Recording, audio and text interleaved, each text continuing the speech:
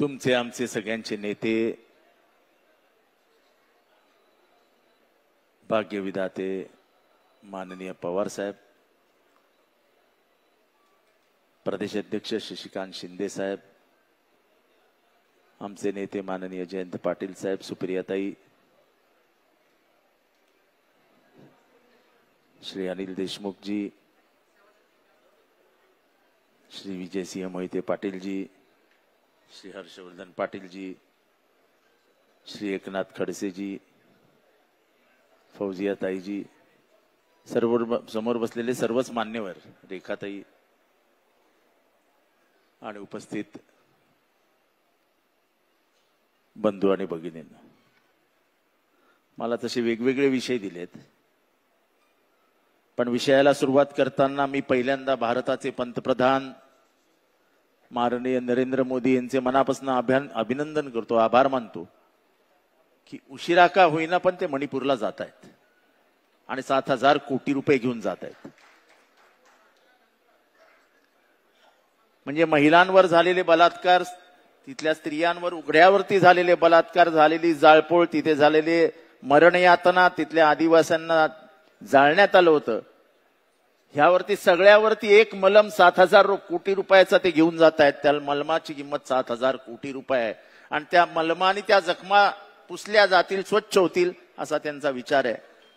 एवढा संवेदना हरवलेले पंतप्रधान या देशात आहेत, याचं प्रचंड दुःख माझ्या मनात आहे. पण त्यांचं अभिनंदन करायला हवं की उशिरा का होईना त्यांना वेदना समजतायत. त्या समजतायत की नाही मला माहित नाही, पण ते जात आहेत. चला, त्या निमित्ताने त्यांचं अभिनंदन तर करूया. दुसरी एक गोष्ट या भारतामध्ये चांगली घडते की ज्यांनी आयुष्यभर हिंदू मुसलमान, भारत पाकिस्तान, हे युद्ध, हे क्रिकेट, याच्यावरती राजकारण केलंय, आज ते क्रिकेटची मॅच बघतायत. याच्यापेक्षा चांगला बदल महाराष्ट्रात, देशामध्ये काय असू शकतो? किती विचार बदलत आहेत. त्यामुळे या दोन गोष्टी मला प्रकर्षाने आजच्या दिवशी तुमच्या ध्यानात आणून द्यायच्या होत्या की मणिपूरमध्ये जे झालं, जगभरामध्ये भारताची मान लज्जेने खाली गेली. महिलांवरती उघड्यावरती बलात्कार करण्यात आले. सत्ताधारी पक्षाकडनं एकही शब्द उच्चारला गेला नाही, कुठलीही मदत गेली नाही आणि पूर्ण मणिपूर असाच विव्हळत राहिला. याबाबत कुठलाही आधाराचा शब्द देखील कुठनं गेला नाही. विरोधी पक्षाचे नेते जेव्हा जेव्हा तिथे जायचे तेव्हा तेव्हा त्यांना एका विशिष्ट बाउंड्री पर्यंत जाऊ दिलं जायचं, आतमध्ये जाण्याला सुद्धा परवानगी दिली जात नव्हती. भारतामध्ये संविधान आहे ते फक्त कागदावरच आहे वारे साहेब, असं आता आम्हाला वाटायला लागलं. ज्या पद्धतीने वोट चोरीचं प्रकरण बाहेर येतंय ते बघितल्यानंतर संविधानाचा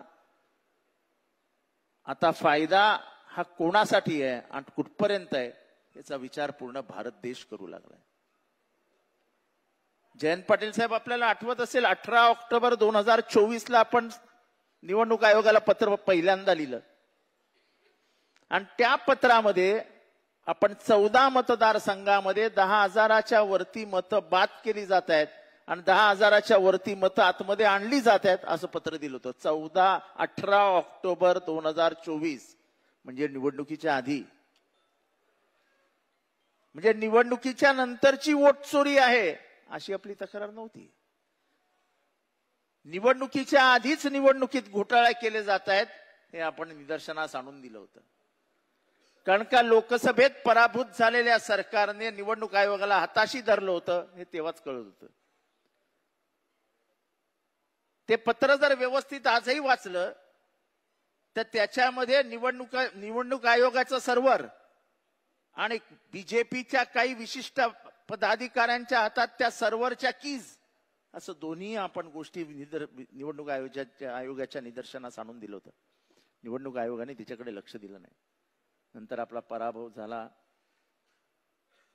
बरोबर 30 नोव्हेंबरला मी पहिली पत्रकार परिषद घेतली आणि त्या 30 नोव्हेंबरच्या पत्रकार परिषदेमध्ये 76 लाख मतं 5 महिन्यात वाढली कशी आणि 5 ते नंतर दुसऱ्या दिवशी जे दुपारचे 2 यामध्ये 15% मते वाढली कशी याच्यावरती प्रश्न विचारले ते आजपर्यंत अनुत्तरित आहे. निवडणूक आयोग स्वायत्त असावं, ते ऑटोनॉमस असावं, त्याचे कायदेशीर अधिकारामध्ये कोणीच हस्तक्षेप करू नये. माझ्या भीमाने तो कायदा आणला. या देशाच्या स्वातंत्र्याच्या लढ्यातनं तो निर्माण झाला होता की आपलं स्वातंत्र्य अबाधित राहिलं पाहिजे.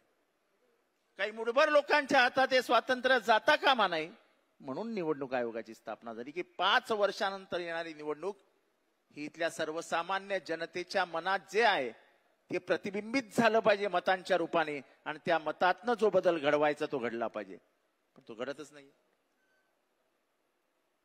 बिहारमध्ये ज्या पद्धतीने जवळजवळ 80 लाख मतं कमी करण्यात आली ते तर धक्कादायक होतं. पण जे निवडणूक सर्वेक्षणाच्या नावाखाली SIRच्या नावाखाली बिहारमध्ये झालं ते महाराष्ट्रात विधानसभेत आधीच झालं होतं. महाराष्ट्राच्या विधानसभेच्या निवडणुकांमध्ये शिंदे साहेब आपण 1500 मतं खोटी आहेत असं कलेक्टरच्या निदर्शनास आणून दिलं होतं आपल्या मतदारसंघात. कलेक्टरनी मान्य केलं, ती नावं कमी केली. पण निवडणुकीच्या दिवशी निवडणूक निर्णय अधिकाऱ्यांनी 1500 नावं तशीच ठेवली आणि त्यावर मतदान देखील झालं. आपण कोर्टात गेलात. आज निवडणुकीला 1 वर्ष होत आलं. माझं असं स्पष्ट मत आहे, justice delayed is justice denied. याला काय अर्थ आहे? 5 वर्षानंतर तुम्ही निर्णय द्या आणि सांगाल शशिकांत शिंदे बरोबर होते. 5 वर्ष गेलेली आहेत. लोकशाहीची क्रूर थट्टा झालेली आहे. आणि ही प्रक्रिया मी आजही सांगतो, या प्रक्रियेला अत्यंत हुशारीने लोकसभेतनच सुरुवात झाली होती. न्यायाधीश चंद्रचूड यांनी पहिल्यांदा एक निर्णय दिला आणि निवडणूक आयोगाची स्थापना करत असताना, निवडणूक आयुक्त निवडत असताना विरोधी पक्षनेता, पंतप्रधान आणि सर्वोच्च न्यायालयाचे सर्वोच्च न्यायाधीश या तिघांच्या समितीने तो निवडावा असा निर्णय न्यायाधीश चंद्रचूड यांनी दिला. आपण सगळ्यांनी हा ऐका आता. हा निर्णय आपल्या विरोधात आहे. आपल्याला मनासारखा आयुक्त आणता येणार नाही आणि मनासारखा निवडणूक आयोगाला पिळता येणार नाही हे सत्ताधारी पक्षाच्या लक्षात आलं.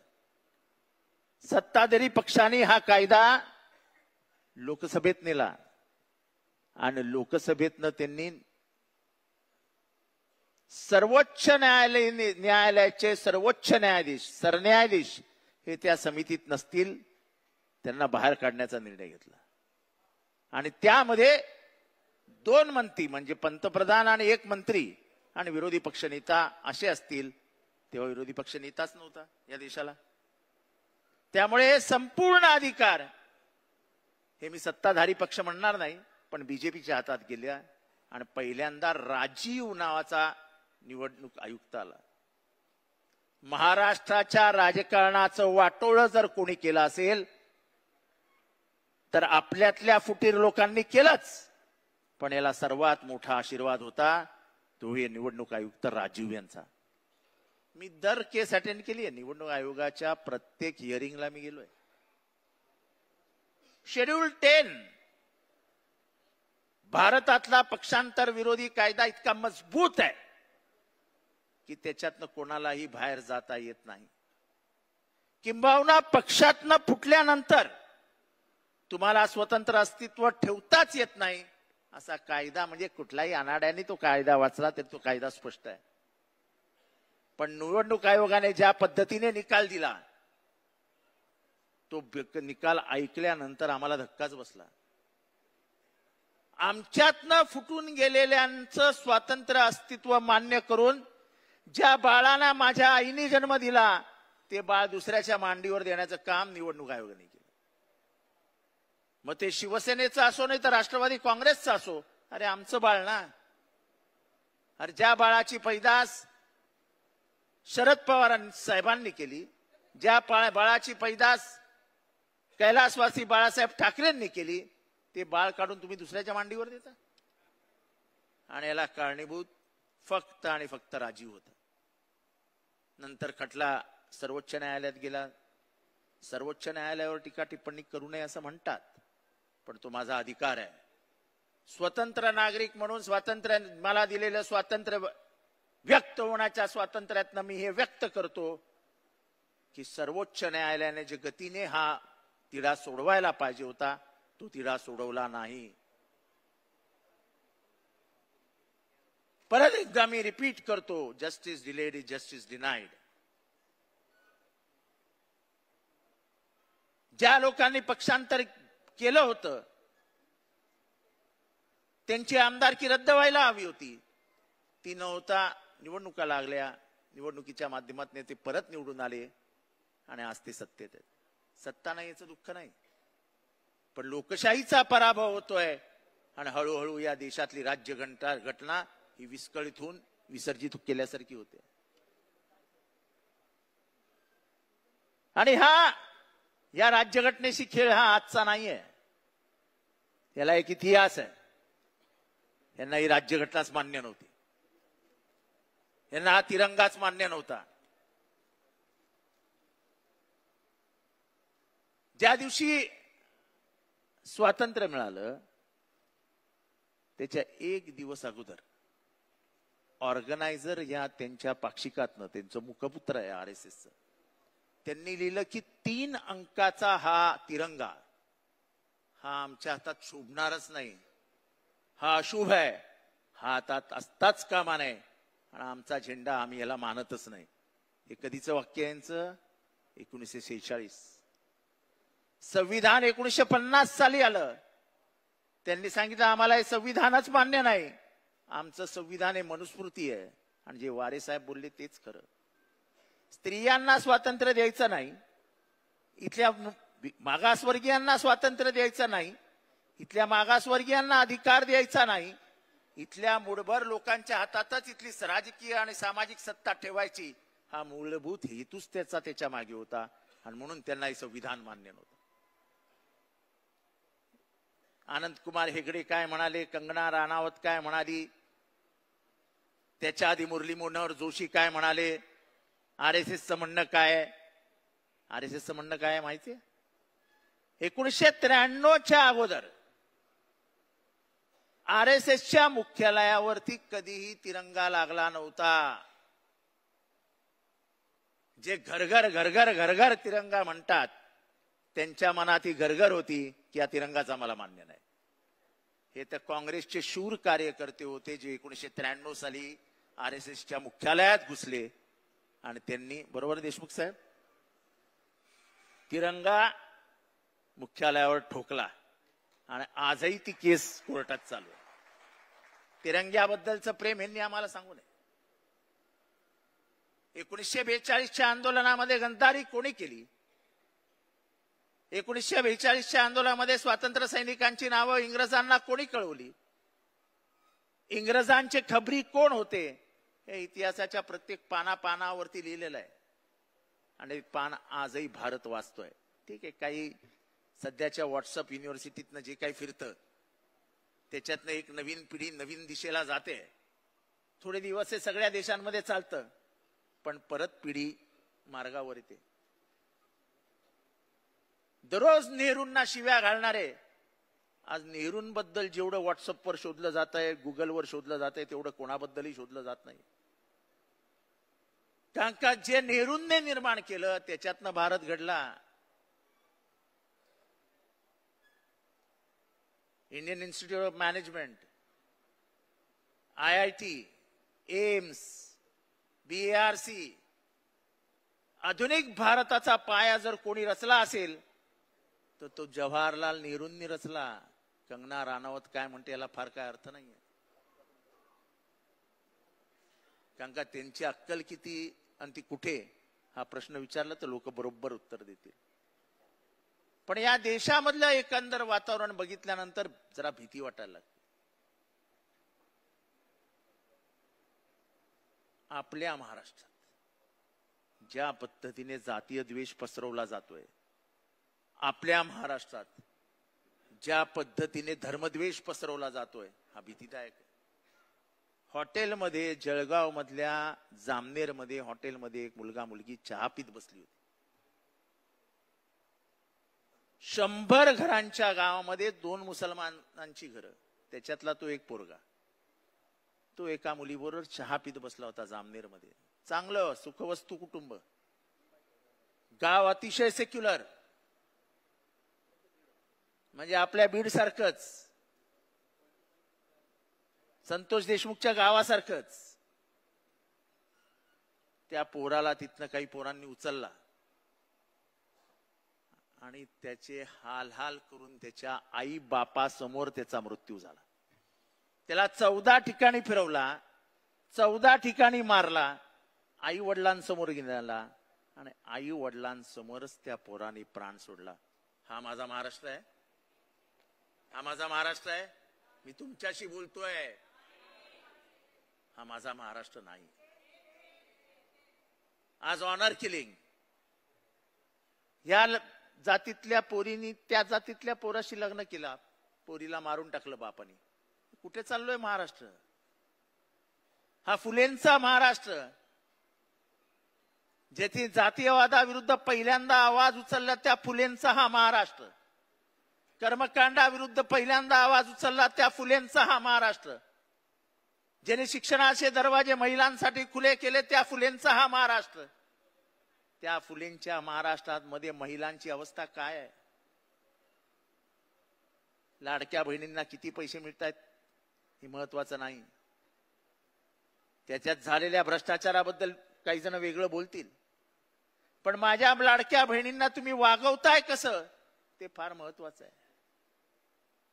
आणि म्हणून महाराष्ट्रामध्ये जे काही सुरू आहे ते बघितल्यानंतर महाराष्ट्राचे पुढे काय होणार ही भीती माझ्यासारख्या माणसाला सतावत असते. आज ओबीसी विरुद्ध मराठा, मी अतिशय संवेदनशील विषयाला हात घालतो. ही लढाई अत्यंत हुशारीने लावण्यात आलेली आहे. कोणाच्या हातात काय आहे काहीच समजत नाहीये, कोणी काय गमावलाय काहीच समजत नाही, पण दोन्ही समाज अस्वस्थ करण्यात मात्र यश आलेलं आहे. मी माझ्या पक्षाच्या व्यासपीठावरनं माननीय पवार साहेबांची परमिशन घेऊन एक विधान या ठिकाणी करतो की काल जे भुजबळ साहेबांबद्दल बोललं गेलं की त्यांच्या पेकाटात लाथ मारून त्यांना मंत्रिमंडळातनं बाहेर काढा, या विधानाचा मी या ठिकाणी तीव्र शब्दात निषेध करतो. आणि तुम्ही सगळ्यांनी हात वरती करून त्याचा निषेध करा. सगळ्यांचे हात वरती पडते पाहिजे, हे चालणार नाही. महाराष्ट्राची ही भाषा नाही. कोणतरी कुठल्या तरी पक्षाचा आमदार आपल्या पक्षाचा काहीतरी झेंडा हातात घेऊन, भुजबळांची भूमिका काय ह्याच्यात मतमतांतर असू शकतात, पण एखाद्या ज्येष्ठ नेत्याबद्दल असं बोलणं, एका समाजाचं प्रतिनिधित्व करणाऱ्या नेत्याबद्दल असं बोलणं, हे कितपत योग्य आहे या लोकशाहीमध्ये याचा विचार आपण केला पाहिजे. आणि म्हणून मी अत्यंत हिम्मत करून हे विधान करतोय की होता कामा नये. लोकशाहीमध्ये ते मंत्रिमंडळात आहे, माननीय मुख्यमंत्र्यांना अधिकार आहे त्यांना मंत्रिमंडळातनं बाहेर काढायचं, काढा. पण अशा प्रकाराने एखाद्या ज्येष्ठ मंत्र्याचा, एका ज्येष्ठ नेत्याचा महाराष्ट्रात अपमान करणं हे या महाराष्ट्राच्या राजकीय संस्कृतीला शोभणारा नाही, त्याचा निषेध झालाच पाहिजे. आपलं व्यासपीठ भलंही वेगळं असेल, पण आपली राजकीय संस्कृती पवार साहेबांची संस्कृती आहे. मला आजही आठवतं 1993 साली गोपीनाथ मुंडे साहेबांनी पवार साहेबांवरती पहिल्यांदा टीका केली आणि टीका केल्यानंतर महाराष्ट्रातलं वातावरण जरा तापल्यासारखं झालं. मी तेव्हा NSUIचा कार्यकर्ता होतो, पण माझ्या माहितीप्रमाणे, माझ्या ज्ञानाप्रमाणे रात्री 2:30-3 वाजता पोलिसांची बैठक घेऊन माननीय कैलासवासी गोपीनाथ मुंडेंची सुरक्षा व्यवस्था ही तिप्पट करण्याचे आदेश त्याच रात्री माननीय पवार साहेबांनी दिली. ही महाराष्ट्राची राजकीय संस्कृती. आणि म्हणून मला हे आठवलं. खर तर ओबीसीच्या आरक्षणाला धक्का लावू नये ही आमची भूमिका आम्ही आज या व्यासपीठावरनं जाहीर करतो आहोत. कुठल्याही प्रकाराने असं आहे की ओबीसीला आरक्षण देण्यासाठी योगदान कोणाकोणाचं आहे असा जर प्रश्न विचारला तर पहिलं योगदान जर कोणाचं असेल तर ते भीमराव बाबासाहेब आंबेडकरांचं आहे. 341 कलम आणलं आणि इथला जो क्षुद्र आहे ज्याला आज आपण नवीन नावाने ओळखतो ओबीसी, तो ओबीसी नाहीये, तो इथला क्षुद्र आहे ज्याला मूळ व्यवस्थेतच कधी विचारात घेतलं नव्हतं. इथला कोळी, माळी, सोळी, वंजारी, धनगर असे महाराष्ट्रात 346 जाती आहेत आणि पूर्ण भारतात जवळजवळ 7,500 जाती आहेत. यांना कधीही मुख्य प्रवाहात घेतलं नव्हतं आणि याची खंत ही डॉक्टर बाबासाहेब आंबेडकरांच्या मनात होती. अतिक्षुद्र आणि क्षुद्र हे दोन बाबासाहेबांच्या नजरेसमोर होते. अतिक्षुद्रांना आरक्षण देण्यात बाबासाहेब यशस्वी झाले आणि जेव्हा त्यांच्या लक्षात आलं की जे क्षुद्र दऱ्याखोऱ्यात राहत आहेत, ज्या क्षुद्रांचं प्रतिनिधित्व महात्मा फुलेंनी केलं होतं, आणि महात्मा फुले माळी होते आणि त्यांनी माळी आणि तत्सम सगळ्या जातींच्या व्यथा या ब्रिटिशांसमोर मांडल्या होत्या. त्या क्षुद्रांच्या व्यथा होत्या, ज्या गावकुसाबाहेरच्यांच्या व्यथा होत्या. त्यांचा आदर्श ठेवत मी संविधान बनवलंय असं कोण म्हणाले होते? असं भीमराव बाबासाहेब आंबेडकर म्हणाले. बाबासाहेबांच्या जेव्हा लक्षात आलं की शूद्रांना आरक्षण मिळत नाही, जेव्हा जी 5 कारणं त्यांनी राजीनामा देताना दिली होती त्याच्यातलं एक कारण की शूद्रांना आरक्षण जर देऊ शकत नाही तर मला मंत्रिमंडळात सामाजिक न्याय मंत्री म्हणून राहण्याचा अधिकार नाही, आणि म्हणून त्यांनी राजीनामा दिला. नंतर कालेलकर आयोगाला, हा आयोगाला, तो आयोगाला, आणि शेवटी बीपी मंडल आयोगाला. कर्पूरी ठाकूर यांनी बिहारमध्ये 26% आरक्षण ओबीसीला दिलं, म्हणजे क्षुद्रांना दिलं. कर्पूरी ठाकूर हे जातीने न्हावी होते. जाऊन इतिहासाची पुस्तकं वाचा. ज्या बिहारमध्ये पहिल्यांदा आरक्षण आलं त्या कर्पूरी ठाकूर यांना नंतरच्या काळात फक्त आई बहिणींवरनं शिव्या ऐकायतच बिहारमध्ये दिवस गेले.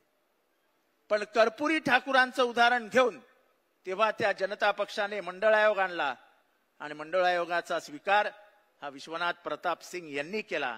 त्या विश्वनाथ प्रताप सिंग यांचं मंत्रिमंडळ पाडण्यात सर्वात मोठा वाटा होता तो माननीय लालकृष्ण अडवाणी, मुरली मनोहर जोशी आणि अटल बिहारी वाजपेयी आणि भारतीय जनता पार्टीचा. जर तुम्हाला एवढंच ओबीसी बद्दल प्रेम होतं तर मंडळ आयोगाचा खुला मनाने स्वीकार का नाही केला? मंडळ आयोगाची अंमलबजावणी जेव्हा सुरू झाली तेव्हा हातात कमंडल घेऊन झाले स्वच्छ झाली, स्वच्छ झाली, स्वच्छ झाली, ती यात्रा कशाला काढलीत? म्हणजे एकंदरच ओबीसींच्या बद्दल तुमच्या मनात किती राग होता हे कमंडल यात्रेवरनं सिद्ध झालं. एका ज्येष्ठ साहित्यिकाने आपल्या पुस्तकात लिहून ठेवलंय की मनुष्याच्या आयुष्यात त्याला मिळालेली सर्वात मोठी देणगी काय असते? तर विस्मृती. माणूस विसरून जातो. तसं काळाच्या ओघामध्ये आपण विसरून गेलो की बीजेपीची मूळ भूमिकाच काय होती. आज कदाचित मी हा शब्द वापरला तर लोकांना आवडणार नाही, पण आयुष्यभर ज्यांचा फक्त शेटजींनी आणि भटजींनी चालवला त्यांच्या मनात दुसरा असूच काय शकत होतं? त्यांच्या मनात इथल्या 97% समाजाबद्दल तिरस्कारच होता. हा फक्त राजकीय सोयीसाठी.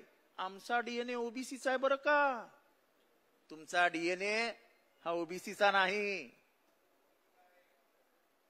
तुम्हाला आरक्षणच नको होतं आणि तुम्ही म्हणून संविधानाच्या विरोधात भूमिका घेऊन आरक्षण रद्द व्हावं यासाठी वारंवार प्रयत्न केला.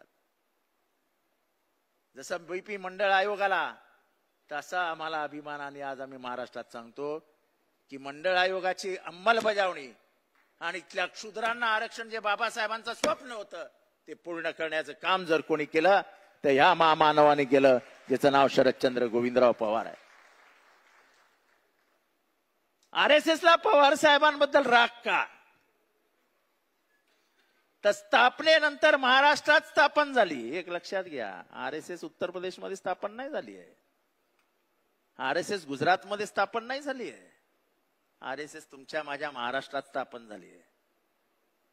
महाराष्ट्रामध्ये दोन गोष्टी या महाराष्ट्राच्या कायम इथे लागतील, ती म्हणजे गांधींची हत्या करणारा देखील महाराष्ट्रातच जन्माला आला.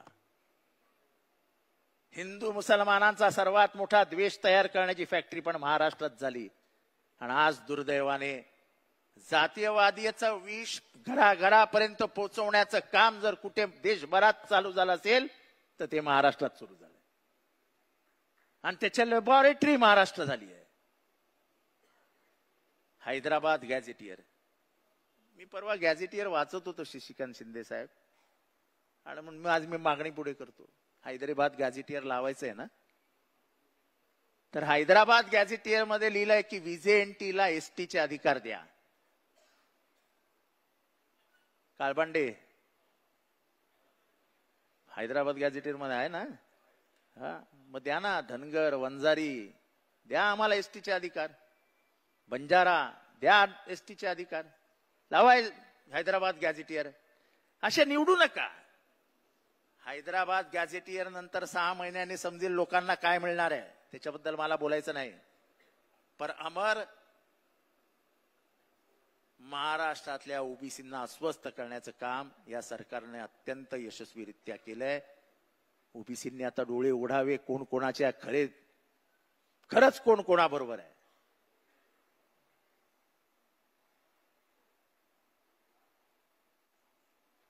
जर भुजबळ ओबीसीचे नेते आहेत आणि भुजबळांचा एवढा अपमान होत असेल आणि या मंत्रिमंडळातला एकही मंत्री, अगदी त्यांचे नेते देखील शांत असतील, तो ओबीसींबद्दल त्यांना किती प्रेम आहे त्याच्यातनं दिसतंय. एक चकार शब्द आला नाही कोणाच्या तोंडातनं, भुजबळ एकटेच बोलले. पण एकंदरीतच मराठा विरुद्ध ओबीसी हा संघर्ष पेटवण्यात या सरकारला यश आलेलं आहे. हा संघर्ष पेटू नये, मराठ्यांना आरक्षण मिळावं ही आपली भूमिका होती, ही भूमिका आहे.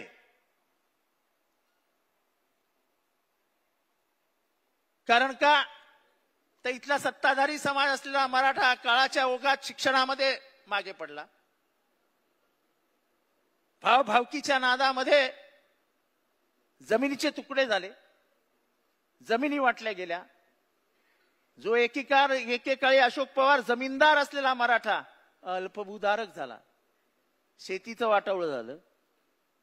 आणि जसं वारे साहेबांनी सांगितलं की आरक्षण ही अफर्मेटिव्ह ऍक्शन आहे, त्याच्यातला समाजात जो मागास होत जातो त्याला हाताला धरून पुढे आणण्याचं काम आरक्षण कोणा एकासाठी येत नाही, त्या समाजाला ताकद देण्यासाठी येतं.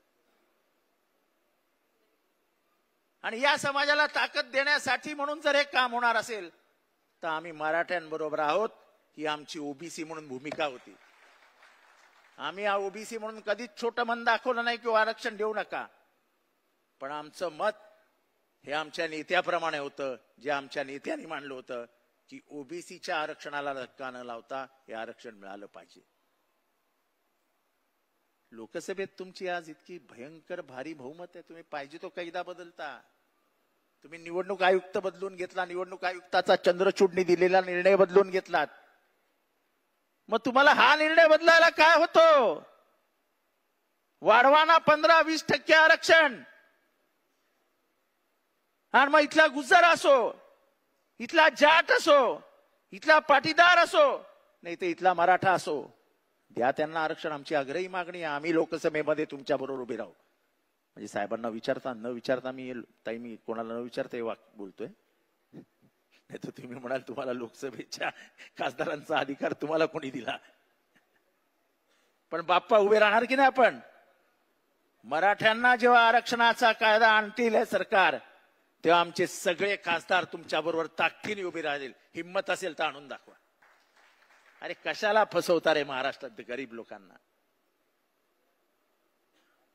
जे एक शूद्र आहेत, म्हणजे मी माझं उदाहरण देतो. मी परवा साहेबांनाही सांगितलं की साहेब लोक म्हणतात की काय आरक्षण आरक्षण आरक्षण. मी माझ्या घरातली दुसरी पिढी आहे शिकलेला. माझा बाप पहिला आणि मी दुसरा. ह्याच्या आधीच्या पिढ्यांचा कधी विचार केलाय? आमच्या अख्ख्या खानदानाचं आयुष्य बॉम्बे सेंट्रल स्टेशनवर झोपण्यात गेलंय. ह्याची आम्हाला खंत नाही, अभिमान आहे की त्याच्यातनं उठून आम्ही आज इथपर्यंत आलो. अर्थात त्याच्यासाठी एक पवार नावाच्या माणसाचा आशीर्वाद आमच्या पाठीशी होता. पण ही लढाई लढत असताना आमचे डोळे उघडे आहेत.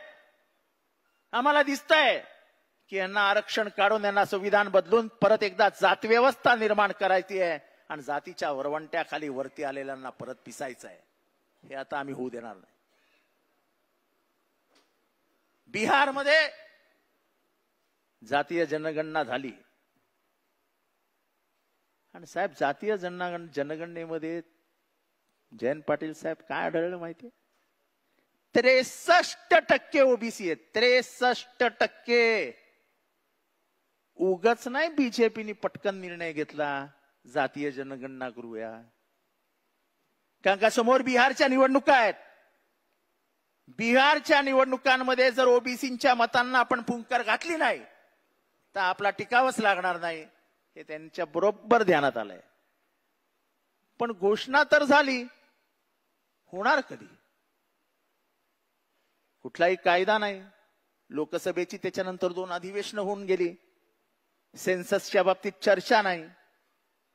हे फक्त इथे, म्हणजे जे महाराष्ट्रात केलं गेलंय, मराठ्यांना इथे गोळ, ओबीसींना इथे गोळ.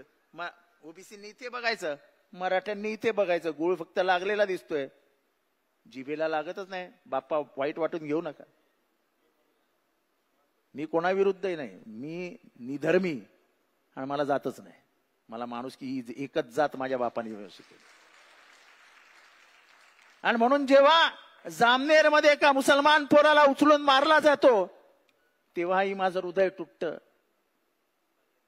जेव्हा पश्चिम महाराष्ट्रामध्ये एका माझ्या भगिनीला गळा कापून विहिरीत टाकलं जातं तेव्हाही माझा जीव तुटतो. कारण का शेवटी महाराष्ट्र हा फुलेंचा आहे, शाहूंचा आहे, आंबेडकरांचा आहे. हिचे जात धर्म आम्ही कधीच मानला नाही. त्याच्या पलीकडे जाऊन आम्ही राजकारण केलं आणि म्हणून महाराष्ट्र उभा राहिला आणि देशाला दिशा दिली. पण ह्या देशाला वेगळ्या दिशेला नेण्याचं काम आता महाराष्ट्रातनं सुरू झालं. त्यामुळे आजच्या या शिबिरातनं जेव्हा परत जाल तेव्हा लक्षात ठेवा की महाराष्ट्र पेटवण्याचं काम केलं जात आहे. महाराष्ट्र पेटवण्याचं काम केलं जात आहे. ओबीसी विरुद्ध मराठा ही जाणून बुजून लढाई लावली जाते. कारण का महागाई, जीएसटी, भ्रष्टाचार ह्याच्या गटार गंगेमध्ये अडकलेला महाराष्ट्र आपल्या हातातनं जातोय. हा जेव्हा सत्ताधारी पक्षाला दिसतंय तेव्हा त्याच्यावर उपाय एकच असतो, डिवाइड अँड रूल. ह्या ब्रिटिशांच्या औलादी आहेत. ह्यांना हे बरोबर समजतं की समाजामध्ये फूट पाडायची. ज्याप्रमाणे 1857च्या आंदोलनामध्ये आणि नंतरच्या काळामध्ये हिंदू मुसलमानांमध्ये ब्रिटिशांनी फूट पाडून स्वतःची राज्य व्यवस्था मजबूत केली, त्याचप्रमाणे या गोऱ्यांच्या वारसदार आजही तेच काम करतात. आणि म्हणून मी नेहमी घोषणा देतो, तब लढे थे गोरों से, अब लढेंगे चोरों से. हे चोर आहेत, चोर. हे चोर आहेत, चोर. ही व्यवस्था बर्बाद करायला निघालेली टोळी आहे. मला वाईट वाटतं, वाईट. साहेब बोफोर्स आठवतो? बोफोर्स, जयंत पाटील साहेब बोफोर्स आठवतो? जॉर्ज फर्नांडिस यांनी पहिल्यांदा खडसे साहेब बोफोर्सचा आरोप केला. त्याच्यातल्या आतमधली स्टोरी पवार साहेबांना माहिती आहे की जॉर्ज फर्नांडिसला ते कोणी सांगितलं, ओलाफ पाल्मेची हत्या कशी झाली ते मी काही ते सांगत नाही. पण आरोप कितीचा होता माहितीये? की जॉर्ज फर्नांडिसने आरोप केला देशामध्ये की राजीव गांधी यांनी 65 कोटी रुपये घेतले. किती? 65 कोटी. आजकाल 65 कोटी म्हटल्यावरती 65 कोटी ते तर दररोज येतात बंगल्यावरती, त्याच्यात काय मोठं आहे.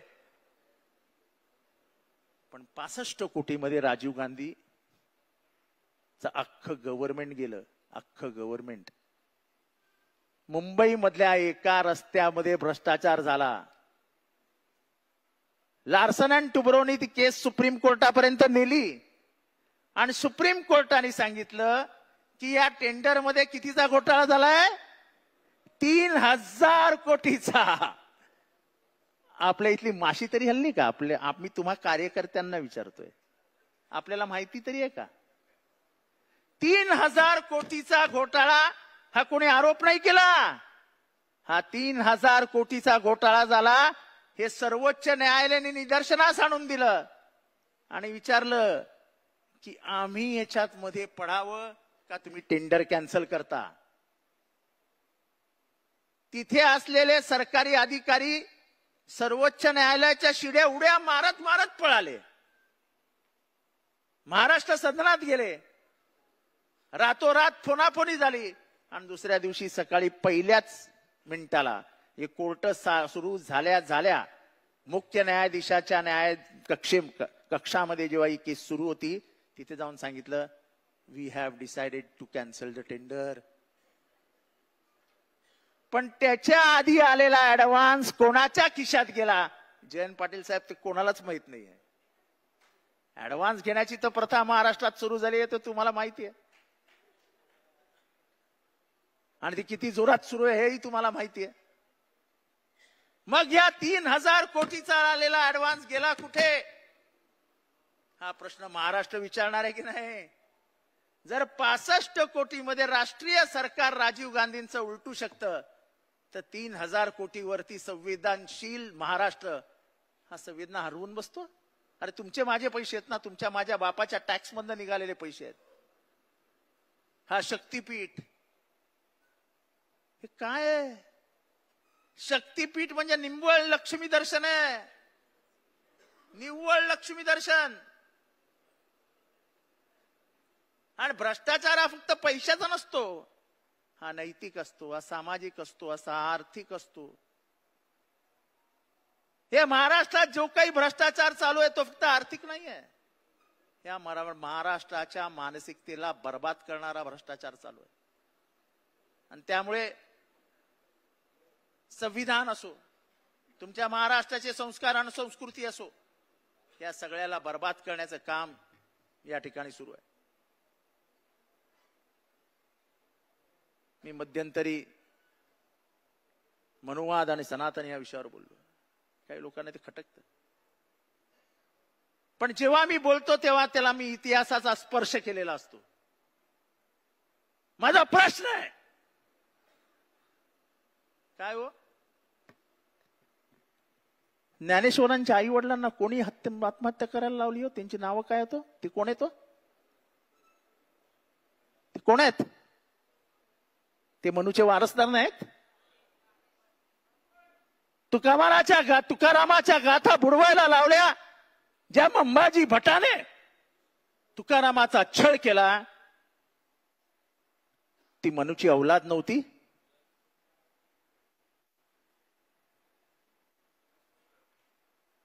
चरवाकाला कोणी मारला? लवंडे साहेब तुम्ही माझ्यावर कधी कधी बोलता, तुम्हाला राग येतो मी बोलतो म्हणून. चरवाकाला कोणी मारला? त्या मनूच्या औलादी नव्हत्या? मग ज्यांनी आयुष्यभर एका विचाराने आमचा छळ केला, आमच्या पूर्वजांचा छळ केला, त्यांच्याबद्दल बोलायचं नाही? अरे हा आता आमचे शिवाजी महाराज, आता शिवबा म्हटलं तरी लोकांना लाग येतो. अरे हा शिवबा बोलला? पूर्वी शिवबा म्हटलं की आम्हाला आमचा वाटायचा, आमचा म्हणजे माझ्या इथला वाटायचा. अच्छा, छत्रपती शिवाजी महाराजांच्या मातोश्रींच्या पतीचे निधन झाले तेव्हा सतीची प्रथा होती, तेव्हा माझ्या महाराजाने सती प्रथेविरुद्ध पहिल्यांदा उभा राहिला. तेव्हा कर्मकांडाविरुद्ध पहिला महाराष्ट्रात कोण उभा राहिला? तर छत्रपती शिवाजी महाराज. आणि मग त्यांच्या राज्याभिषेकाला विरोध करणाऱ्या मनूच्या औलादींवरती बोलायचं का बोलायचं नाही? हा प्रश्न तुम्ही मला सांगा हात वरती करून. ज्यांची फुलेंना शेण मारलं, ज्यांनी फुलेंना दगडगोटे मारले, ज्यांनी फुलेंच्या खुनाची सुपारी दिली, ज्यांनी फुलेंच्या पत्नीच्या तोंडाला शेण फासलं, त्यांच्या विरुद्ध बोलायचं का बोलायचं नाही लवंडे साहेब? ज्यांनी शाहू महाराजांनी या समाजाची व्यवस्था बदलण्याचा निर्णय घेतला, खऱ्या अर्थाने जगभराला डॉक्टर बाबासाहेब आंबेडकरांची ओळख माणगावच्या संमेलनात करून दिली आणि मागासवर्गीयांच्या संमेलनामध्ये बोट दाखवत सांगितलं, तुम्हाला तुमचा नेता मिळाला आणि समोर बाबासाहेब उभे होते. 1920 या बाबासाहेबांच्या सगळ्या शिक्षणाचा खर्च हा शाहू महाराजांनी गायकवाड साहेबांनी केला. ज्या शाहू महाराजांनी इथली समान व्यवस्था, समता आणि समानता आणली, त्या शाहू महाराजांचा खून करण्याचा ज्यांनी प्रयत्न केला, त्यांच्या विरुद्ध बोलायचं का बोलायचं नाही? अरे तुम्ही माझ्या बाबाला, माझ्या भीमाला वर्गात बसू दिलं नाही रे. तुम्ही माझ्या बाबाला आणि भीमाला वर्गात बसू दिलं नाही. वर्गात किती जणांना माहिती आहे की बाबासाहेबांनी आपलं शिक्षण दरवाजाच्या बाहेर बसून घेतलंय, बाहेर. अरे बुद्धीवरती तुमचा पगडा होता म्हणताना त्याच बाबासाहेबांनी एका लेखणीतनं स्वतःच्या हाताने, टायपिंग नाहीये बरं का आमचं संविधान, आमचं संविधान हे हाताने लिहिलं गेलंय, हाताने. आणि ते एकाच माणसाने लिहिलंय.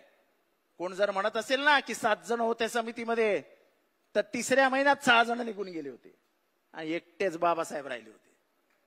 त्या एकट्या बाबासाहेबांनी हाताने संविधान लिहिलं. त्या बाबासाहेबाला वर्गात बसू दिलं नव्हतं तुम्ही, त्या बाबासाहेबांनी तुम्हाला संविधान दिलं. आणि ते संविधान देत असताना स्त्री पुरुष हा भेदच मिटवून टाकला. आज या स्त्रिया मुक्तपणाने दिसतायत. भले शिक्षणाचं श्रेय हे फुलेंना जातं, पण फुलेंचा आदर्श देत सगळ्याकडचा अधिकार, समान अधिकार देण्याचं काम या महिलांना, मागासवर्गीयांना जर कोणी केलं तर ते माझ्या भीमाने केलं.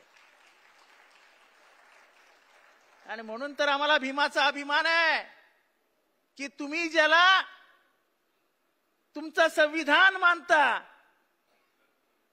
ती त्या दूरदृष्टीच्या माणसाने 1927 साली महाडला आगच लावून टाकली त्या मनुस्मृतीला स्वतःच्या हाताने, की हेच कारण आहे या देशाचं वाटोळ करणार. आणि आमचं हे म्हणणं आहे की या देशात जर वाटोळ जर कोणी केलं असेल तर मनुवादाने, मनुस्मृतीने आणि मनूचं समर्थन करणाऱ्या आजच्या पिढीने. आजही मनूचे वारसदार दिल्लीतही बसलेत आणि गल्लीतही बसलेत आणि तेच या देशाचं वाटोळ करतायत, तेच ओबीसीमध्ये भांडणं लावतायत, तेच मराठ्यांमध्ये मासवून लावतायत. आणि म्हणून जेव्हा आपण म्हणतो की हे राज्य फुलेंचं आहे, हे राज्य शाहूंचं आहे, हे राज्य आंबेडकरांचं आहे, हे राज्य शिवबाचं आहे. छत्रपती शिवाजी, त्या संभाजी महाराजांवरून संभाजी ब्रिगेडचे आमचे मित्र प्रवीण गायकवाड यांच्यावर हल्ला झाला. का तर म्हणे संभाजी, अरे मी माझ्या आईला आई का म्हणतो, मी ज्ञानेश्वरांना माऊली का म्हणतो,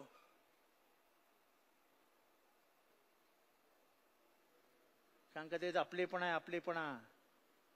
जिथे आपलेपणा आहे तिथे आई आहे, जिथे आई आहे तिथे मन आहे, जिथे मन आहे तिथे हृदय आहे, आणि जिथे हृदय आहे तिथे पाना आहे. जिथे पाना आहे तिथे सगळं माफ असतं. आणि म्हणून हा जो काही महाराष्ट्रात एक नवीन राजकीय म्हणजे इतिहास पुसण्याचं काम सुरू झालंय, तो इतिहास तर पुसू देणारच नाही, इतिहासाचं पुनर्लेखन देखील होऊ देणार नाही. जो इतिहास जसा आहे तसाच तुम्हाला मान्य करावा लागेल, कारण का तो इतिहास तुम्हाला जड जाणारा इतिहास आहे आणि म्हणून तो तुम्हाला नको आहे. तो इतिहासाचे आम्ही पुरस्कर्ते आहोत. तुम्ही जो जातीयवाद, तुम्ही जो धर्मद्वेष पसरवतात, तुम्ही महाराष्ट्राचं वाटोळं करायला निघालात, ते तुमच्या हातातनं आम्ही होऊ देणार नाही. आम्ही ते वाचवण्यासाठी आज नाशकात आलेलो आहोत. उद्या आमचा मोर्चा निघेल तो इथल्या कष्टकऱ्यांसाठी असेल, पण या मोर्चामध्ये आम्ही सगळ्यांनाच समोर आणणार आहोत, कारण का पुढचा मोर्चा हा तरुणांसाठी असेल असं रोहित दादा मला वाटतंय.